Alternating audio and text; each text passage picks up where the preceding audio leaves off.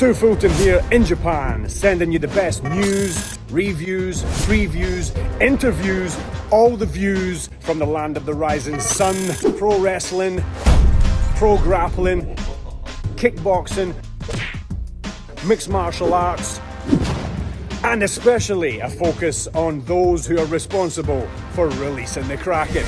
This is Kraken Chronicles.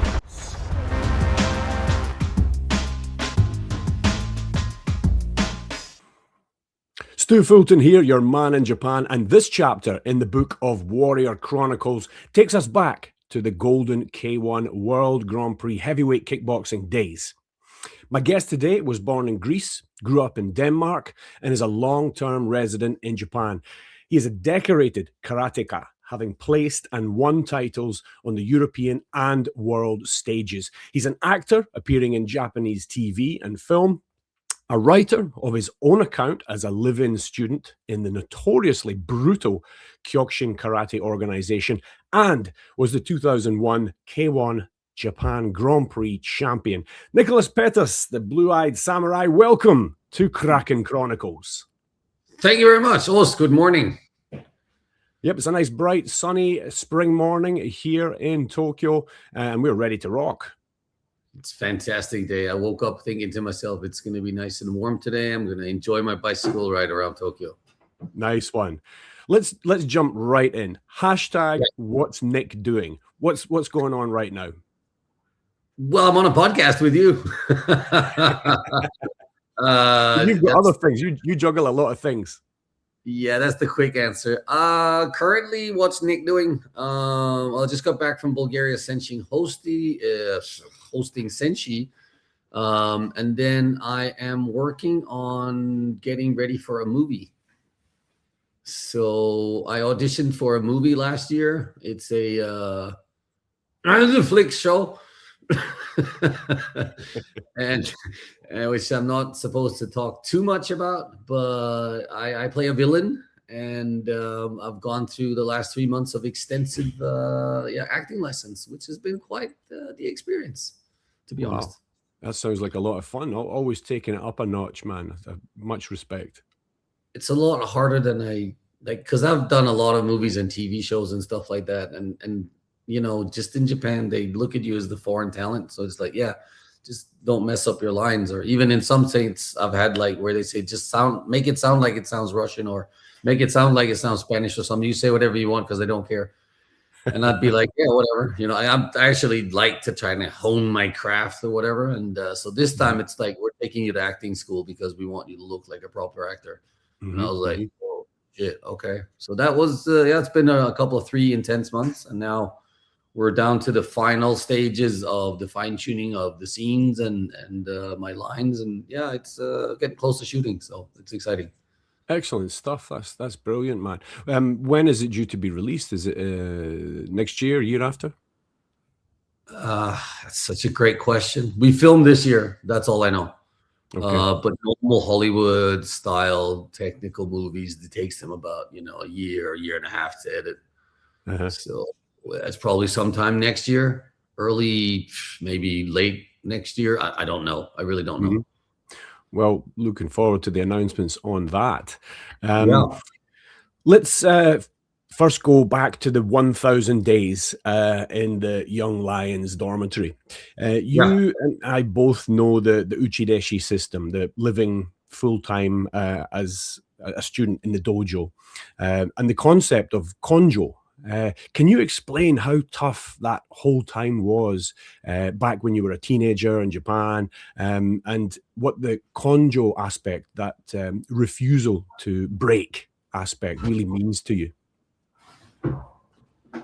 Well, to summarize it, I wrote a book about it.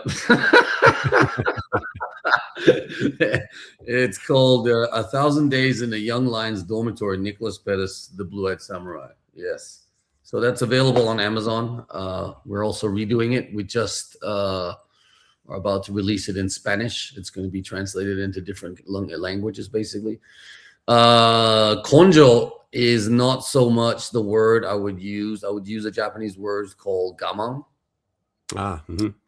which it means perseverance in English. And And I remember this very vividly. It's also in the book. We were on a winter camp and we're sitting up on Mitsubishi Ginger at 6 o'clock in the morning, and it's freezing cold. All we got is our doggies on, and you could feel the wind coming in through your side here. And we're all sitting on the wooden floor inside the temple, and the priest is banging the drum and saying weird things, chanting. I have no idea what's going on. It was my first year in Japan. And I was lucky enough to get a seat inside the temple because there was other guys standing outside. There's so many people there. And everyone sat perfectly still. And this goes on and on and on. And we're talking 35, 45 minutes. I don't know how long, but it goes on long. By the time it's finished and you finally get to stand up, which you can't walk because your legs are completely dead and numb, by the way, the sun is up. And so I remember thinking to myself, this is the most excruciating thing that I've ever done in my life. Way worse than throwing 1,000 high kicks. Like, this was the worst. It was freezing cold. My knees were smashed. And I was like, there's nothing healthy about this at all. And anyway, we're there for 3 days or 4 days. On the last night, everyone gets drunk together. And I was staying in a room with a couple other black belts from other dojos. And I asked him the question. I said, I saw you guys sitting in the morning ceremony. And the next morning we had to do it again. And I said, but no one moves. And I said, how do you do it? And he looked at me and goes, gaman suru. Gaman. Yeah. He just said gaman. And I was like, wow, these Japanese guys, they got this special magical power called gaman. All-encompassing gaman. So I was like, oh, fuck. They just, and then he told me the trick. The trick is don't move at all, because the more you move or try and squirm your weight around, it makes it worse. And that's when I learned gaman.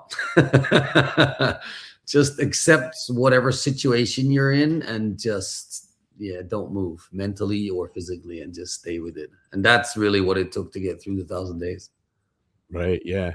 Yeah. That really is a very important concept. And, I appreciate you making that difference between konjo and gaman, the persistence, because it is a huge part of society. It's a thread that runs throughout, all of society from childhood here, but especially in the martial arts world.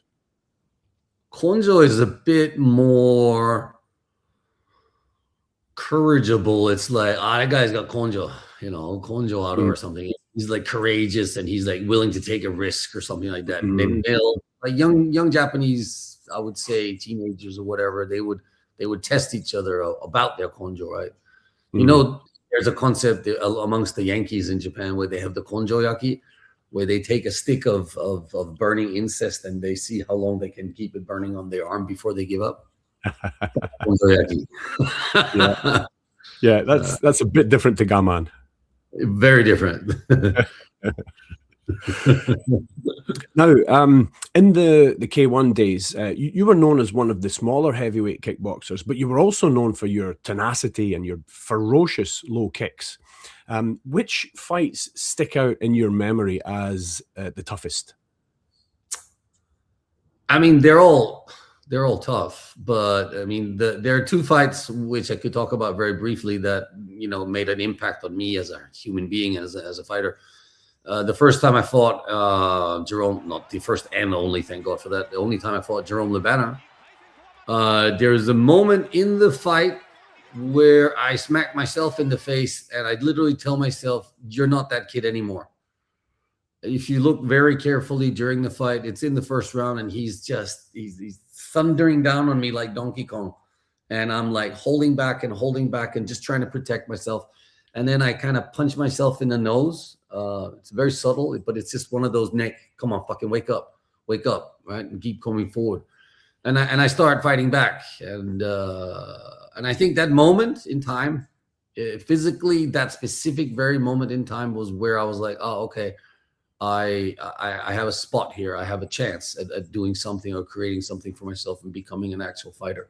And so that was very impactful for me, specifically because at the time I was, like I am now, 96 kilos, and he was 125 kilos at 5% body fat. And I was just like, it was the most terrifying human being I'd ever seen in my life. And I had to fight him. Yeah, I don't blame you at all. Yeah, incredible. So that's going back to July of 2000 where you faced him. After that, you went on a four or five fight tear. But really what I want to talk to you about is the Gokhan Saki fight. I know that was special to you. You were coming back after quite a hiatus and a tough time. How was that win for you? So Gokhan Saki fight is not really publicly known over here in Japan because it wasn't aired here. We fought on a show called Bushido Europe, which was supposed to become the new next big thing. They had some big names on that show. I was one of them, and Gokhan was also one of them. I didn't know about Gokhan at the time, but it was my first time to fight after I had snapped my shin in 2002. So I had 3 years and 4 months off getting ready for that fight.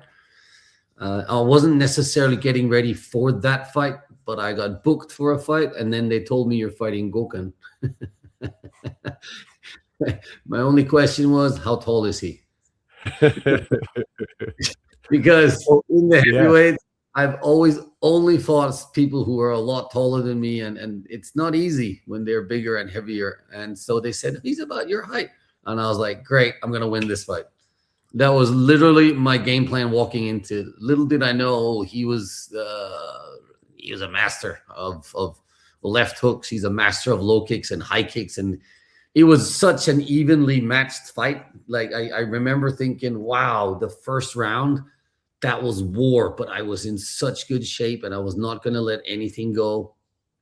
And I was just feeling really, really good. There's a video about it where I comment on it on my YouTube channel called The Tokyo Show, if you want to watch it.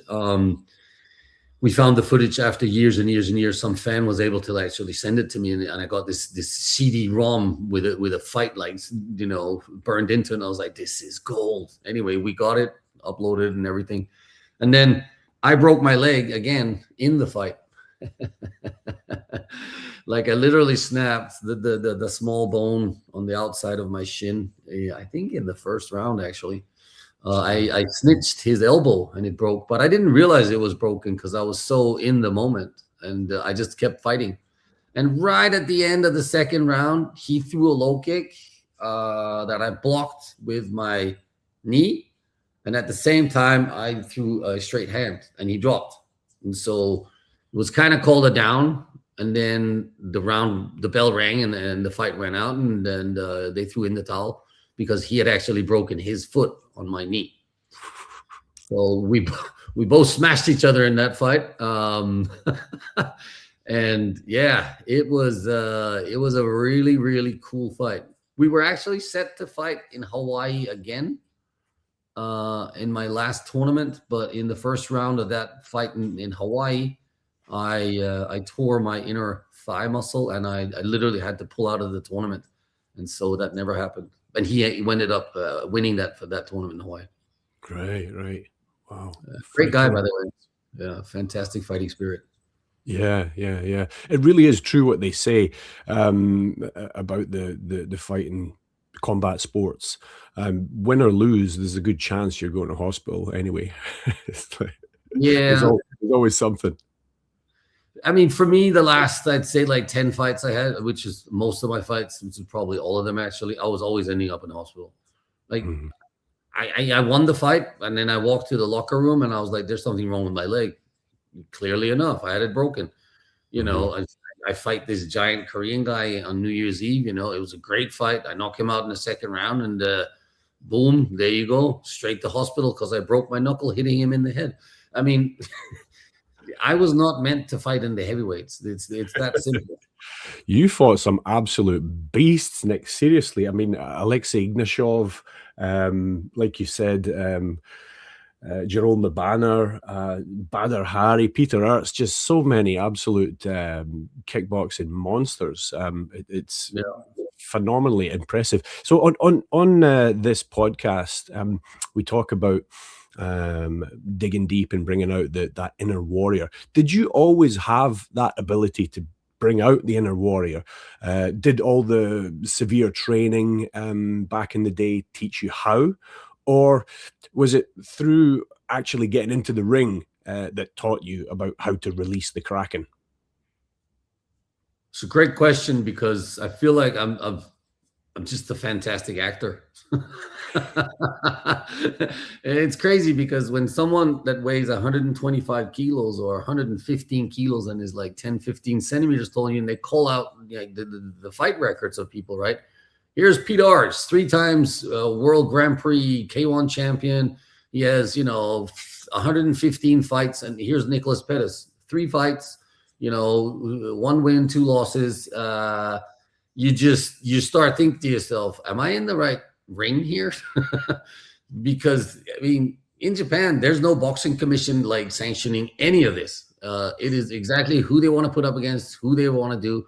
And I got literally thrown in the deep end simply because I had charismatics and because I spoke Japanese and I had that drive to want to try and win. And so they knew that they put me in with anyone. It was do or die. It was like my fights, 50% I won by knockout. The other 50 I got knocked out. And so, yeah, it was always going to be a show, which it was. It was fighting entertainment. So they got what they needed. Did I always have that ability? No. Like I tried to say earlier on, the moment I smacked myself in the nose and said, no, you're not that kid that ran away when you lost a street fight when you were 14. You're a man now and fucking, step up to yourself. And I think that was probably the defining moment where I was like, I can do this, regardless of how hard and how scary it is, I can do this. I guess my Kraken was born there. Yeah, you realize that it's a lot of it's in your head. I mean, you've prepared physically, you've done all you can do in the gym and everything leading up to the fight, so that the rest really is in your head, right? Yeah. Mm-hmm. I mean, you mentioned a couple of names of fighters, for example, and I spoke mostly about the Jerome Banner fight, right? But fighting Peter Arts twice was terrifying. He put me through, I don't know. I mean, the first time I had a high fever. I had food poisoning, so I wasn't feeling my best. I got knocked out with a knee, which is also, again, my fault. But then the second time, I was really, really ready for him. And I don't know how or why, but for some reason, I fought everything I had in the first round. And it was a great first round for both of us. And then in the second round, I was completely busted. He pushed me around, he ruffled me up, he made me tired, and I fell for his geniosity of tactics. And then the moment I got tired, I got kicked in the head and knocked out. But I think that's just experience, and that's just having a better team. And I think that if I'd had more experience, say if I'd had another 30, 40 fights, where I could go through different strategies and experiment with more things, I would have been better suited to fight someone like Peter Arts. But all I remember is excruciating, pain. Yeah, he was a pain bringer for sure. Just one more question. How did you feel winning the 2001 K1 Japan Andy Hoog Memorial Tournament? To summarize that, I felt absolutely fantastic. It was the most amazing night of my fighting career ever, to put it very simply. Musashi had been dodging me for years. He didn't want to fight me. So when they invited me to fight in the Grand Prix of the Japanese tournament, I was like, okay, but I don't want to fight him if I don't fight him in the final. So at that time, we had to pick balls and numbers, and we got to put ourselves in the bracket where we wanted to be. And I saw Musashi being in one bracket, and I was like, yeah, I'm going in the other bracket because I just want him in the final. My team at the time thought that was a big mistake because they wanted me to not be injured if I had to fight him and be at my top and going in and giving my best shot. But for me, it was no. It was written in in the books already. It's like I was going to beat this guy, but I was going to beat him for his belt, and I wanted his belt. So yeah. It was a fantastic night for many reasons. I got dropped in the first round against Fujimoto. It was a lucky shot in the stomach. I had a slight tear in my abdominal area, so I wasn't doing sit-ups for months leading up to the fight. And I feel like because I had a slight injury, I had to be extra careful with everything I did. which kind of puts the pressure on you to fight more somewhat correctly, if that's the right word to use. So I was very careful of what I was doing and trying to stick to bare basics, which would be, boxing leading into my low kicks, and it worked really well. I threw some high kicks here and there, but every time I kicked above my waist, I was like it felt like someone was pulling my stomach apart. Jeez. Yeah, that was pretty bad. I was on a lot of painkillers, and I ended up getting a double-sided hernia disc operation done after the Grand Prix at the end. Jeez. So it was a lot of pain. Talk about a sacrifice, man. Wow. But the drive to win was harder. You know what I mean? Like the actual drive and the willingness to want something more than anything in life. And I think that belt, I really, really wanted more than anything else. It meant to me becoming Nicolas Pettis instead of being Nicolas Pettis. And so, yeah. Also, I mean, Andy Hoog, may he rest in peace. He was my biggest idol ever.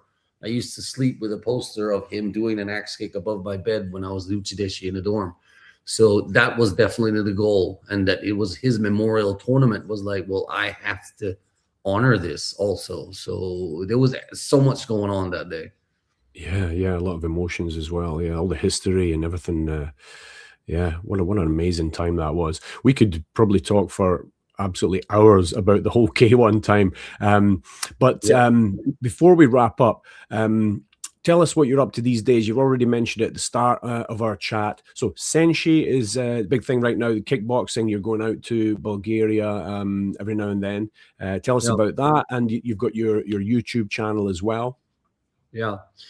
Well, I'll talk about Senshi first because I think it is the biggest, most underrated martial arts platform in the world. We treat fighters better than anywhere else. We've got so many guys that we pick up from the camps that we offer to people. If you sign up for a camp, the camp is free. The food is free. The training is free. You stay for free.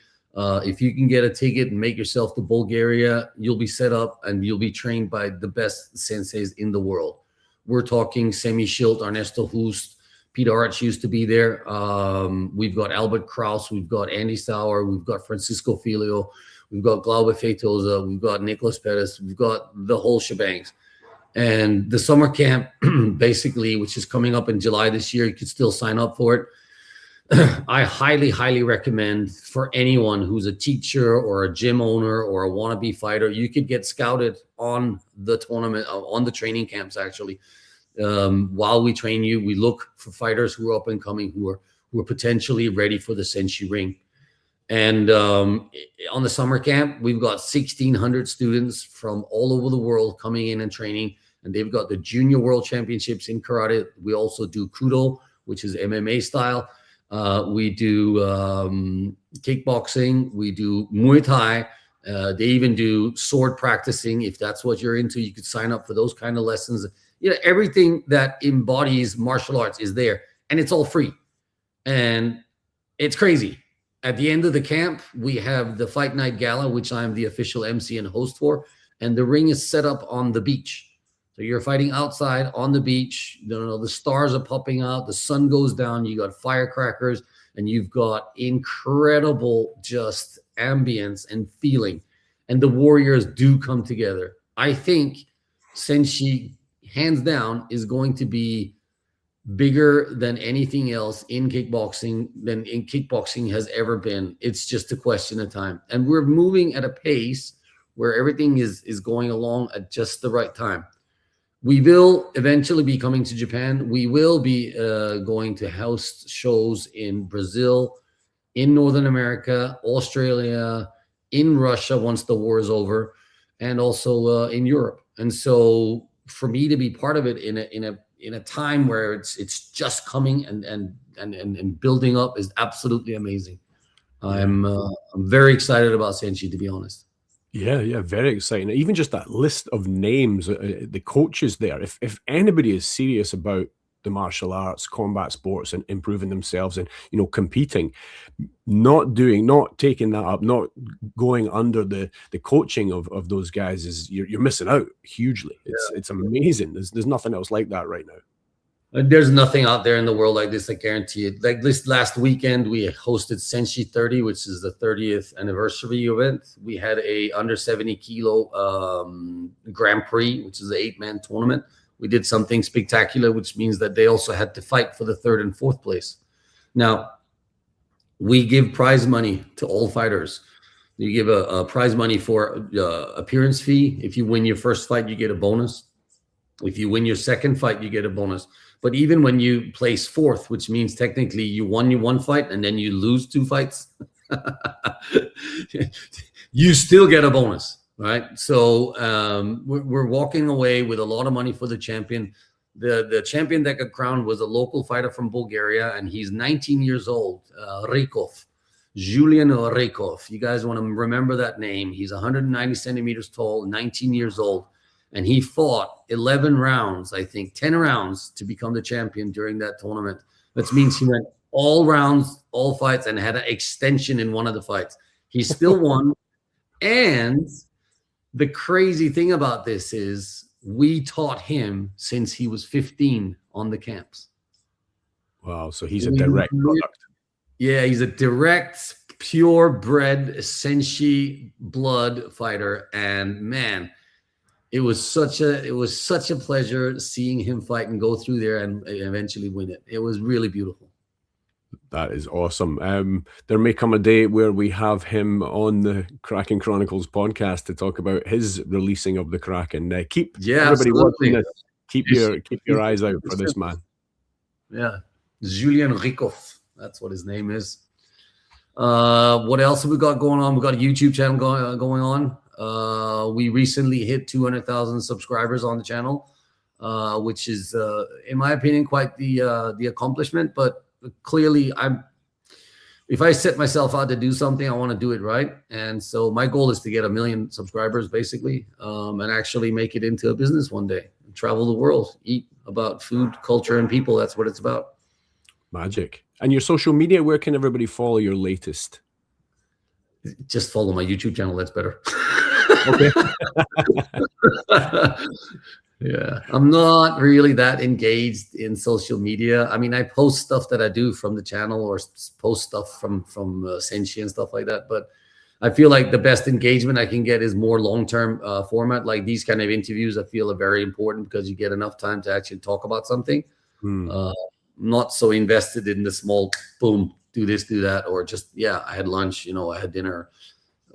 I'm not invested in seeing other people's stuff doing it. So don't do it much myself either. But yeah, just follow my hashtag. What's Nick doing? What's Nick doing? And get on that YouTube channel. Love it. Absolutely love it.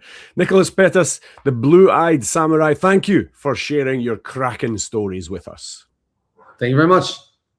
If you like what you see, hit the thumbs up button, share on your choice of social media platform, and hit subscribe so that Poseidon himself sees to more frequent releases of the Kraken.